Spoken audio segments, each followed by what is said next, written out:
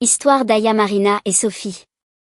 Il était une fois, dans la ville animée d'Abidjan, 3 sœurs, Aya, Marina et Sophie. Elles vivaient dans l'abondance, dans une villa luxueuse où rien ne leur manquait.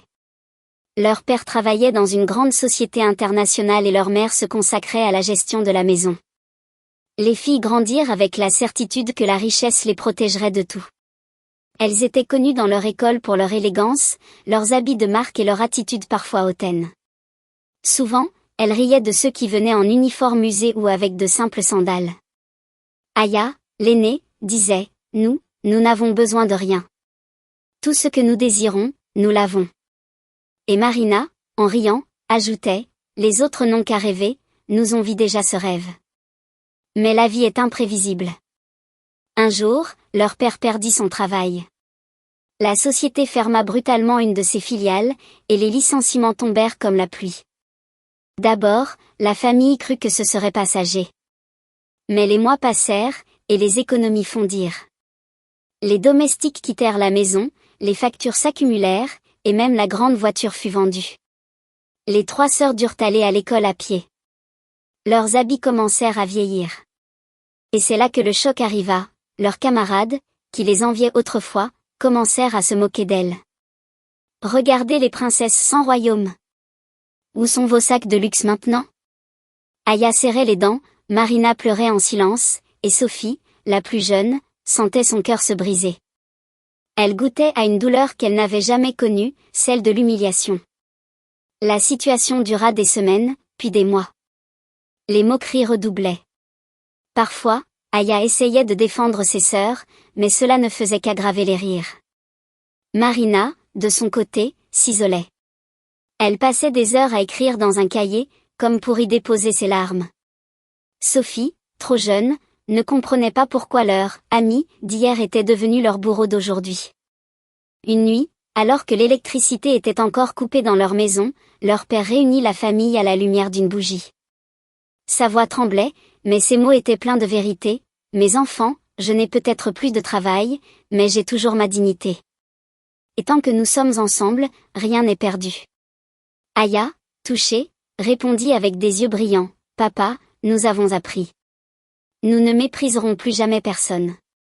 Ce que nous avons perdu en luxe, nous l'avons gagné en leçon de vie. » Leur mère ajouta doucement, « Mes filles, la richesse passe, mais les valeurs restent. Vous devez être fortes. » Peu à peu, de nouveaux liens se tissèrent. Ce ne furent pas leurs anciens, amis riches, qui vinrent les consoler, mais ceux qu'elles avaient ignorés. Une fille au sourire timide partagea son goûter avec Sophie. Aya fut accueillie chez une camarade pour réviser. Marina reçut un cahier neuf d'une fille qu'elle s'était moquée autrefois. Au fil du temps, les sœurs commencèrent à changer. Elles ne cherchaient plus à briller par leurs habits, mais par leur gentillesse et leur courage.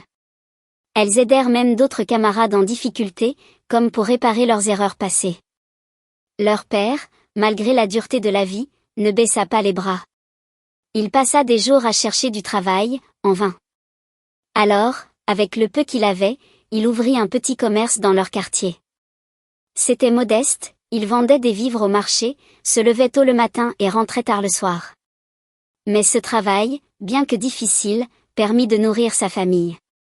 Aya, Marina et Sophie commencèrent aussi à aider. Après l'école, elles rejoignaient leur père au marché, portant des paniers, servant les clients. Les gens du quartier, touchés par ce changement, commencèrent à respecter la famille pour sa force et son humilité.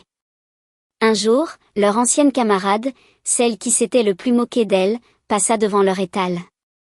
Voyant Aya vendre des légumes, elle ricana, « Alors, la princesse est devenue marchande ?»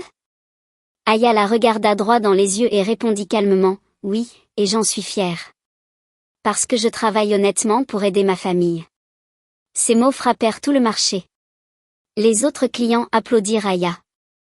Pour la première fois, elle sentit que sa valeur ne dépendait plus des bijoux ni des sacs, mais de sa dignité. Les mois passèrent encore. Le commerce grandit peu à peu. Le père gagna la confiance du quartier et agrandit son activité. La famille ne retrouva pas le luxe d'autrefois, mais elle vécut dignement, et surtout, elle vécut unie. Aya, Marina et Sophie grandirent en femmes fortes, respectées non pour leur argent, mais pour leur cœur et leur courage. Elles devinrent un exemple, autrefois hautaines, elles étaient désormais aimées de tous. Et quand elles repensaient à leur ancienne vie, elles souriaient, car elles savaient qu'aucune richesse au monde ne valait les leçons qu'elles avaient apprises dans l'épreuve. Merci d'avoir regardé, à bientôt pour de nouvelles vidéos comme celle-ci. N'oubliez pas de vous abonner pour ne pas manquer nos prochaines vidéos.